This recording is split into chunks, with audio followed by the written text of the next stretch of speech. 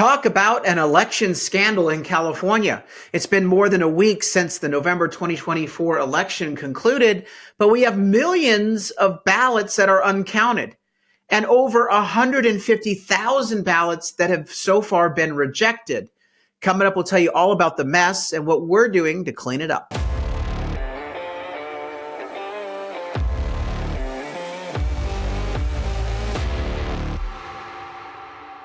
I'm Carl DeMaio, chairman of Reform California, and I warned you that this was going to happen. About 2 weeks ago on this show, I said that the day after the November election here in California, that our state would have nearly 10 to 12 million uncounted ballots sitting in boxes at the county registrar of voters' offices across the state of California. The day after the election, 10 to 12 million uncounted ballots? Boy, that sounds like a scandal. Yes, it is absolutely outrageous that our state government cannot count ballots for an election. You know, third world countries, they're able to hold an election on a date certain, and they're able to finish counting the ballots by midnight. Not in California. No, we have millions of uncounted ballots a week after the election concluded. So this show is being taped Tuesday, November 12th. A week ago, the election concluded Tuesday, November 5th, and we still have millions of ballots from the Secretary of State's office. And you can track and follow the ballot processing on this Secretary of State's website. And they go county by county. For each county, we've got the total number of ballots that have been processed so far, the total number of ballots processed since the last time the county reported, and they report every couple days. And then you got total of ballots rejected. These are the cure ballots. How many ballots are rejected or over here? Ballots left to cure. Here is a total number of ballots left to be counted. Estimated total ballots remaining. So Alameda County has 187,000. Go down the list. Fresno has 100,000 ballots, not counted yet. Los Angeles, 152,000 ballots. Orange County, 173,000. Sacramento, 260. 200,000 in San Bernardino. 129,000 in the county of San Diego. Now, by the way, all of these ballots here, you would add this number to this over here, because I know that San Diego County has approximately 140,000 uncounted ballots. It's basically the 129,943 that they have not counted yet, plus the 10,057 ballots that they've rejected. Okay, this column over here, the last column is ballots that were rejected that the voter needs to go and do something to cure the ballot, whatever deficiency. And usually it's a signature that was rejected. So 10,057 ballots in San Diego County alone. Go down to the bottom. How many ballots are not counted? Are you ready for this? Look at this number. 2,626,480 ballots are yet to be counted in the state of California a week after the election concluded. California has more uncounted ballots than all but maybe 5 states actually have counted in total. This is insane that this is a week after the election and 2.6 million ballots are sitting in boxes waiting to be touched for the first time, to be counted. And there's a lot of close races, which we're going to talk about in just a moment. 161,477 ballots have been rejected due to, most of the time, no signature or a signature mismatch. That's 161,000 Californians whose voices right now have been silenced. And most of those people are legitimate voters that should be heard. By the way, if you want to know if one of those ballots is yours, the county is supposed to contact you when they reject your ballot. Okay. So the first thing is you will likely receive notice from your county, but not necessarily, that your ballot was rejected for whatever reason. But this is what you can do to cure it. It's called ballot curing. Also, how do you know if you're one of the ballots sitting in the boxes that have not been counted yet? The 2.6 million here. Go to the website that we host, trackmyballot.org. That's trackmyballot.org. And you can put in your basic information, your first name, your last name, your zip code, and your date of birth, and it will tell you whether your ballot's been counted yet, or if it's been rejected. If you're one of the 161,000, it'll show that it's been rejected. So check out that website, trackmyballot.org. And if there is a problem with your ballot, please cure it. Please fix it. You can contact my office and we can help you walk through the process. What we're doing right now is we're helping cure ballots in a number of places across the state of California where the race is razor thin, where the margin of victory or defeat could actually come down to ballots that were rejected that have not been cured. And so if we can go out there and talk to conservative independents and Republicans and get them to cure their ballots, chances are we win those seats. It's very important. Okay, this is sad, but this is the way the campaigns in California are run, that elections don't end on election day.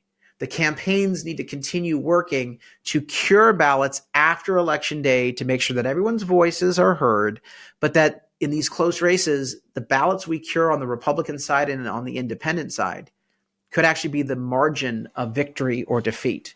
Okay, so what are some of the close races that we're tracking right now where cured ballots can be the deciding factor? There are two statewide initiatives that are down to the wire. Prop 32, the minimum wage increase. Take a look at those numbers. We're talking about what, 200,000 and change difference? Those cured ballots could actually make a big impact. The uncounted ballots can make a big impact. And the margin on that race continues to be very tight. Another measure that is very close is Prop 34. Right now it's a yes vote, 50.8%. The margin there is 170,000. Yeah, it's about 175,000, give or take 85,000, 185,000.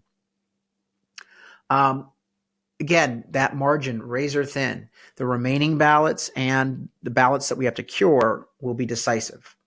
In the House races, what we are tracking, so very important, because the House majority hangs in the ballots because of California. Anyone who thinks that we don't matter in California nationally, you are dead wrong. The House majority absolutely was determined this election cycle, as it was in the last election cycle, by conservatives fighting in California for these House seats.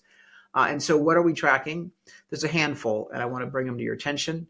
We got Kevin Lincoln, who is only 7,000 votes shy of winning a Democrat seat in Central Valley. It's a long shot, but it's possible. We're tracking that seat very carefully.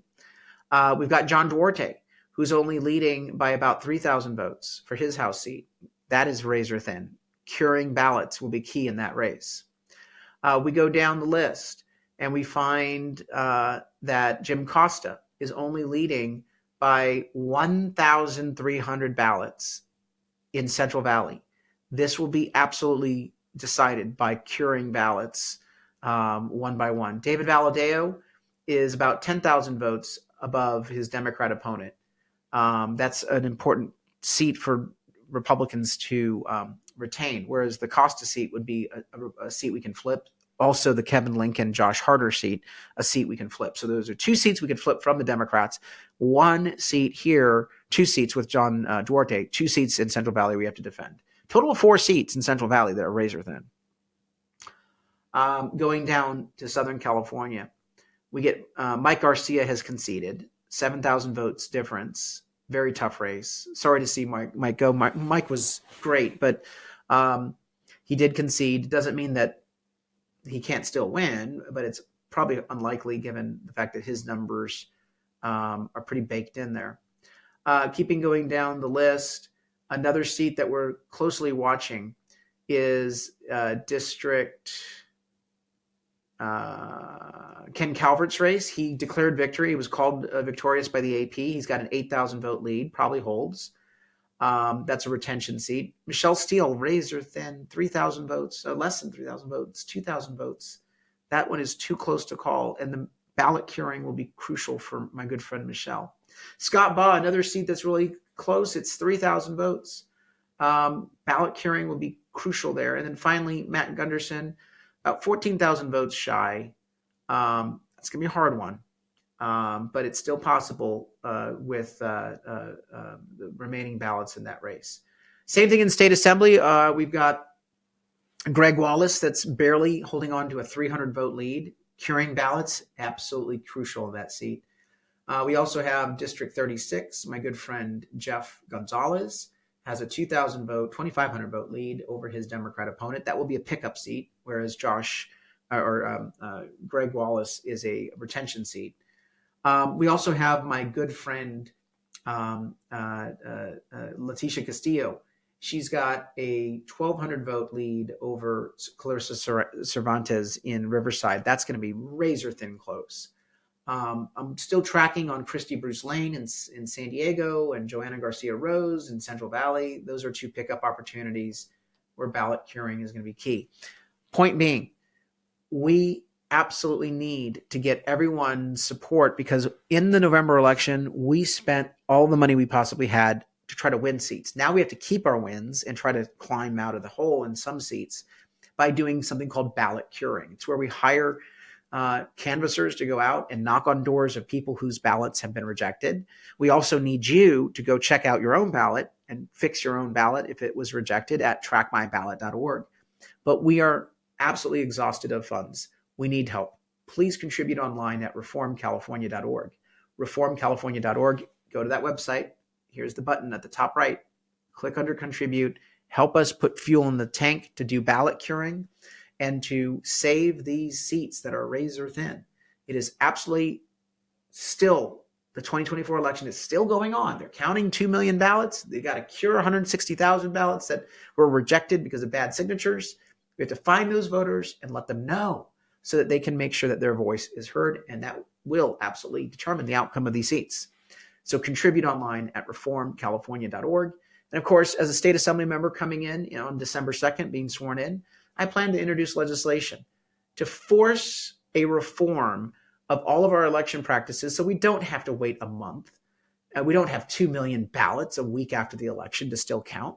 We ought to be doing our elections with integrity and doing it on time so that people have trust and confidence in the process. Because right now, you don't have it. And there's good reason. This is unconscionable. It's unacceptable to have 2.5 million ballots uncounted a week after an election. Until next time, I'm Carl DeMaio, Chairman of Reform California. Thanks for watching, and I hope you enjoyed this episode. But before you click away, please subscribe to this channel and click that notification button so you get updated when we post new episodes. Plus, like this video and share it with your friends so that we can help spread our message across the state. Reform California with Carl DeMaio is paid for by Carl DeMaio for State Assembly.